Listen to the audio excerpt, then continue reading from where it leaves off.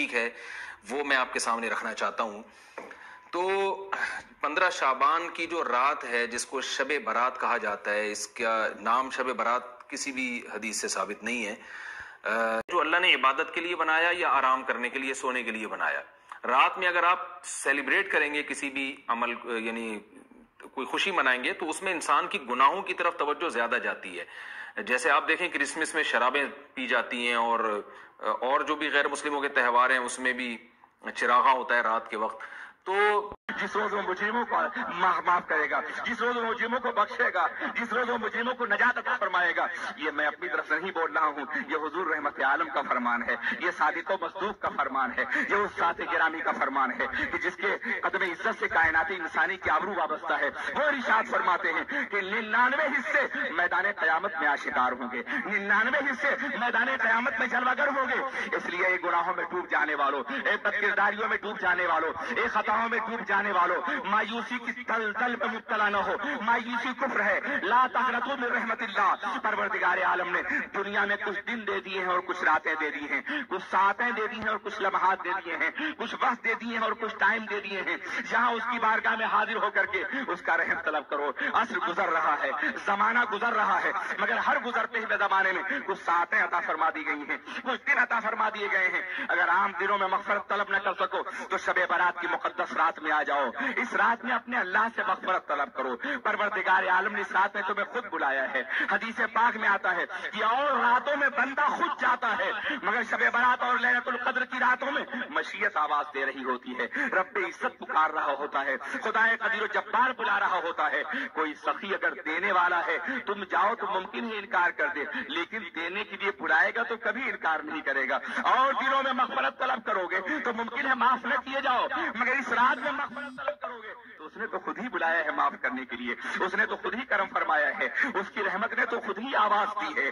اسی طرح سے شب قدر کی رات بھی ہے، جمعۃ المبارکہ کی بھی رات بھی ہے، لیلۃ میلاد النبی بھی ہے، سرکار کی ولادت کی رات بھی ہے، جمعے کی مقدس ترین رات بھی ہے، ایام 20 کے مقدس ترین دن بھی ہیں، جمعہ کا مقدس ترین دن بھی ہے، عید کے مقدس ترین ایام بھی ہیں، اور اسی طرح سے ایام حج بھی ہیں۔ میں عرض کرنا چاہتا ہوں کچھ دن اللہ نے دے دیے ہیں کہ اس کی رحمت طلب کر لو۔ اے گنہگارو، اے مجرموں، اے خطا کارو، اے زندگی سے مایوس ہونے والوں، غلط راہوں پہ چلنے والوں، اس کے دامن میں آ جاؤ، اس کی بارگاہ میں آ جاؤ، پناہ حاصل کر لو، تمہاری زندگی سنور جائے گی، گناہوں سے دھل دیے جاؤ گے اور زندگی کی تمام مشقتیں دور کر دی جائیں گی، درد کافور ہو جائے گا، اضطراب کی راہوں سے دور کر دی جاؤ گے، مسرتوں کی راہوں پہ چلایا جائے گا، مصیبتوں کے پہاڑ اٹھا لیے جائیں گے۔ وہی دور فرمانے والا ہے، وہی مصیبتیں دور فرمانے والا ہے، وہی رحم فرمانے والا ہے۔ اس کی بارگاہ کے علاوہ کسی اور آستانے پر مصیبتیں دور نہیں ہوتی ہیں، اس کی مرضی کے بغیر دنیا کی کوئی طاقت مصیبتیں دور نہیں کرتی۔